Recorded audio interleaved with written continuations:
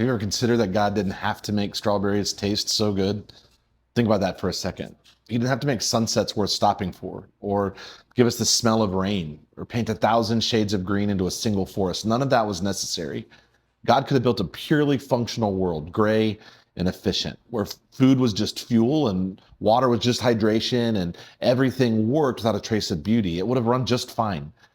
But that's not the world he made. He made this one, drenched in color and flavor and wonder. And he did it for a reason that undoes me the more that I sit with it. He just wanted us to enjoy it. That is the abundance of God. And it's where we're landing this week, on the sheer lavishness of who God is. We often think of God as provider in the narrow sense, the one who reluctantly doles out what we need to survive, but that's not the picture that scripture paints at all. He's not stingy, carefully rationing out the bare minimum. He is extravagant.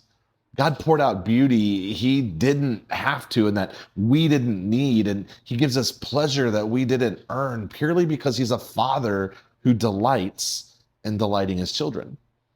The taste of good food, the sound of music and laughter, the ache of a gorgeous morning, those aren't accidents. They're gifts handed to you by a God who wanted you to have joy. And the same lavish heart is the one meeting your actual needs. Jesus pointed at the birds who don't store up food and still get fed, and the wildflowers that outshine kings without trying. And he said, look how well the Father takes care of them, and how much more does he care for you? You can find that in Matthew 6, and it's worth the read because it shows us that the God who is generous enough to make the world beautiful is generous enough to be trusted with what you need. Now, I know that for some of you, this is a hard season, and abundance might feel super far away this morning. The provision feels thin and the beauty feels dim, and I'm not going to pretend otherwise or ask you to, but even here, his generous heart hasn't changed. The same God who lavished beauty on the world is the one walking with you through this lean stretch, and he is still, even now, giving you more good than you probably stopped to notice. So today, I want to invite you to slow down enough to see it.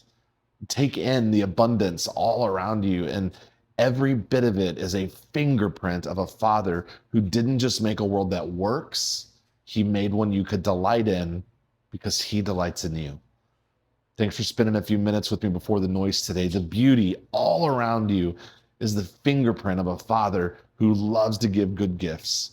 So slow down and enjoy him in them. Know that he loves you more deeply than you could possibly imagine. I'll see you Monday.